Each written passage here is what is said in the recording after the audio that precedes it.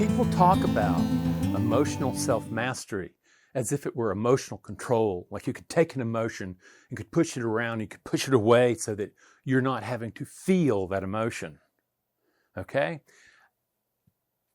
That's the typical way that we're taught to manage emotions until you get to trading.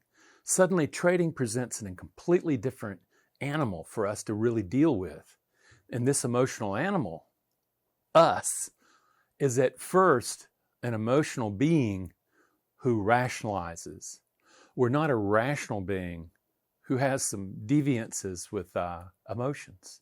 No, the key is emotions are not, by any stretch of the imagination, feelings. You know, that psychological feeling. I feel the emotion. I feel the fear. I feel the anger. I feel the urgency. I feel all that. Well, that's only one tiny little speck of an emotion. An emotion, from a neurobiological standpoint, is better understood as a biological action potential. Okay? That is coordinating activity, action, between the environment, that would be the markets, and the organism, that would be the trader. They happen spontaneously. Most of the primitive emotions that are deeply concerning in trading don't even work in the thinking brain. They bypass it. They see the urgency. They see the need to control outcome. They see that they're powerless. They see that they're not in control. And suddenly, it's no longer a thinking thing. It's at that moment something completely different. It's reactive. The circuits going through the thinking brain are just simply left out of the equation. Now, you experience that as going nuts, going tilt. Okay, like when the trade goes against you, or you've missed so many trades getting into trades, you jump into trades, all that stuff. Tilt. You're actually experiencing an emotion, but you don't know much of that emotion. You're still equating it with a feeling. A feeling is one small component. A feeling literally is the chemistry of the emotion in the body that you're feeling. But when you feel that emotion, it's already hijacked you. You've got to start a lot earlier. You've got to start at this one point in emotion called emotional arousal, when there is a change, okay, in status. The trade goes against you. There is automatically an emotion that's going to rise. When it rises, it starts building strength. It starts getting ready for action, fight, flight type stuff, okay? It starts revving up, emotional arousal. Then you do feel that feeling because it's cranking up, and a switch is turned on. All right, there, that's the big one. It's no longer revving up, it's pulsing through your bloodstream and your brain, altering the way you perceive. Okay?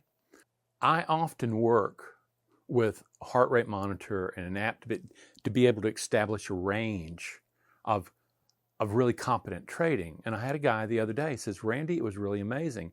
I was at one heart rate and I perceived the charts completely different. I understood them. I was on the time. It jumped 5 beats per minute.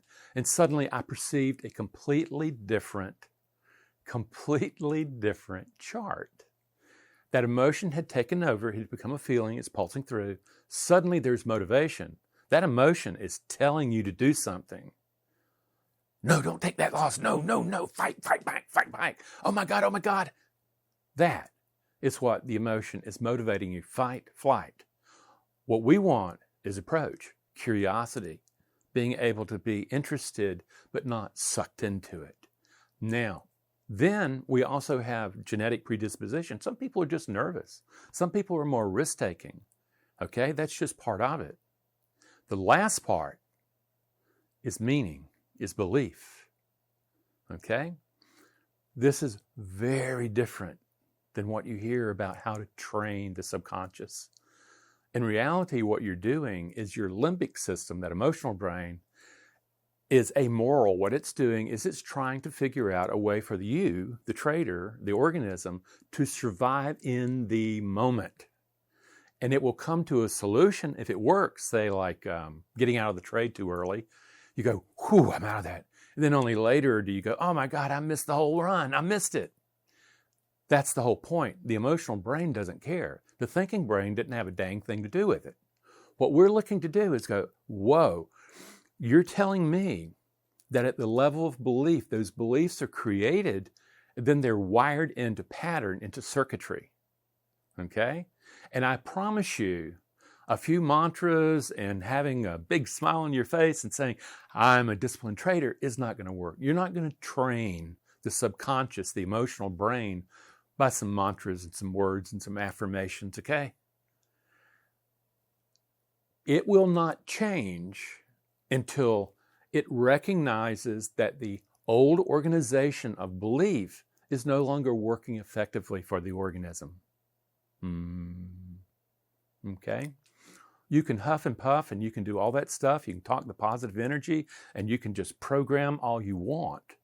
But under stress, that's trading. All that falls apart. That's why you do all that positive thing and yes, I'm going to train that subconscious. They're not successful in trading. It feels good. It feels so good. Yeah, I'm all pumped up. Being pumped up is dangerous in trading. Feeling good is not allowed. What you're looking to do is you're looking to sit there and produce discipline and impartiality. Whether or not you win or lose really doesn't really matter at that moment. What matters is how you perform. What mind do you bring to meet the challenges of trading? Okay, that's the deal. Because if you have an edge and you have your performance mind really linked in, then that edge is going to drive your ability to pull more capital out of the markets than you're leaving back in. It's no longer about winning or losing. That's emotional mastery, emotional self-mastery. And what you're doing is you're realizing that in order to get to that level, you have to tap into the limbic beliefs, implicit beliefs, or what they're also known as, are learnings. You know, if you're not a human with a brain, you don't call them beliefs, you call them learnings, okay? So you're looking at it and what you're looking to do is not all the feeling good. You're looking for the place you don't want to go. The place you want to go is where the magic is. That's where you go in and you fight the age-old problems of a deep sense of insecurity, of not mattering, of unworthiness, of winning and big money, and just that sense of whole 9 yards not mattering. If I make a bunch of money, then I'll matter. And what you realize is that are the beliefs, okay? That's the beliefs that the limbic system built. The limbic system doesn't know about money. Okay, it doesn't know about money. It doesn't know about computers. Money becomes a representation of your power in the world to stay alive, to prosper. Money becomes your net worth, not just your self-worth. And so if you make money, you have a sense of well-being. It also is about your competency, okay? But even more, it triggers because of the scarcity that says, oh, look, oh my gosh, it's going to be, what I have is going to be taken away from me. There's a limbic belief right there. And what you're doing is you're seeing it organized around there. And the last one that I really look at is powerlessness. When you experience that powerlessness, like trade goes against you and you just go tilt and all sorts of things, what you're looking at is literally these deep, deep-seated emotions that are built around money as survival, not as accumulation. I feel good.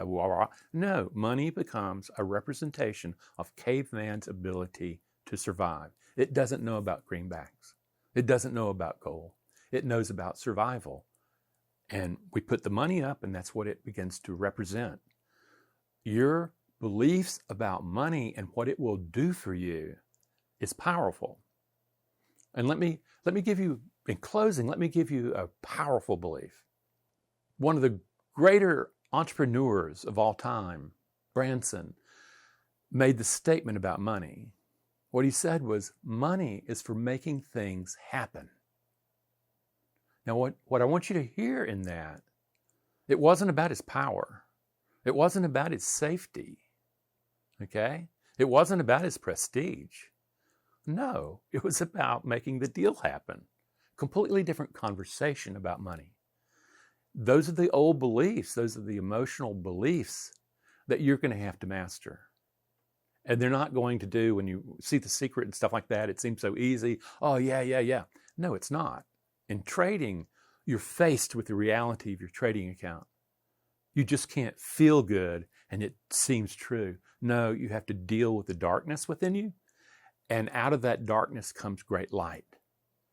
When you start mastering that deep part that you don't want to see, and that's being revealed in your trading, that's when you begin to see, oh, this is emotional self-mastery.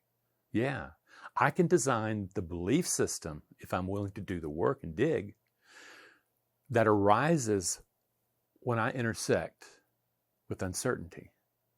Yeah, instead of fight, you'll have approach there where you approach it and you recognize that you're not running for your life, you're not fighting for your life, fight, flight. What you're doing is you're approaching, recognizing that if you follow your rules, if you follow the performance of your rules, then what happens is your greater chance of winning is there. And that brain, that primitive brain, begins to adapt to that. That, friends, is where the magic is. It takes some work.